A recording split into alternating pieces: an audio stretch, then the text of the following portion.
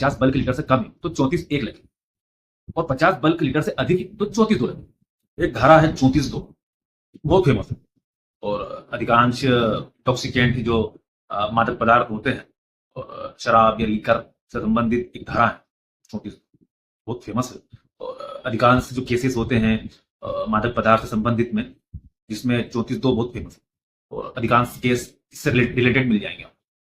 अब 34(2) कब लगेगी और कब नहीं लगेगी, सबसे पहले हम 34 को पढ़ते हैं। मध्य प्रदेश एक्साइज एक्ट 1915 की एक धारा है 34, जो अनलॉफुल तरीके से या अवैध रूप से यदि कोई व्यक्ति शराब या फिर लीकर या इंटॉक्सिकेंट को, जो मादक पदार्थ है, उनको अपने कब्जे में रखता है, यानी कि पोजीशन में रखता है, उसका परिवहन ट्रांसपोर्ट करता है, मैन्युफैक्चर करता है, सेल करता है, और ये सब करता है विदाउट लाइसेंस, यानी कि उसके पास कोई लाइसेंस नहीं है, और बिना लाइसेंस के यदि वो करता है तो यह एक अपराध है और एक क्राइम है। वहीं एक धारा है 34(1). 34(2) को पढ़ने से पहले 34(1) को पढ़ना बहुत जरूरी है, क्योंकि 34(1) और 34(2) में सिर्फ 50 बल्क लीटर से कम मात्रा और अधिक मात्रा का ही अंतर है। यदि 50 बल्क लीटर, यदि ऐसी शराब जो अवैध रूप में है और बिना लाइसेंस के है, और 50 बल्क लीटर से कम है तो 34(1) लगे, और 50 बल्क लीटर से अधिक है तो 34(2) लगे।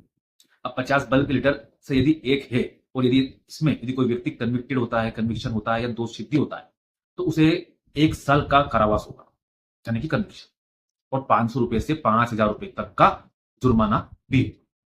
अब वहीं 34(2) की बात करते हैं, तो 34(2) में यदि 50 बल्क लीटर से अधिक अवैध रूप में बिना लाइसेंस के शराब यदि आपके कब्जे में है, पोजीशन में है, परिवहन करते हैं, ट्रांसपोर्ट करते हैं, सेल करते हैं, विक्रय करते हैं या मैन्युफैक्चर करते हैं, और ऐसी शराब की मात्रा, लीकर की मात्रा या इंटॉक्सिकेंट जो 50 बल्क लीटर से अधिक है, तो यदि आप कन्विक्शन होते हैं, दोष सिद्धि होते हैं, तो आपको 1 साल से लेकर 3 साल तक का कन्विक्शन हो सकता है। वहीं 25,000 रुपए से लेकर 1 लाख रुपए का जुर्माना भी हो सकता है।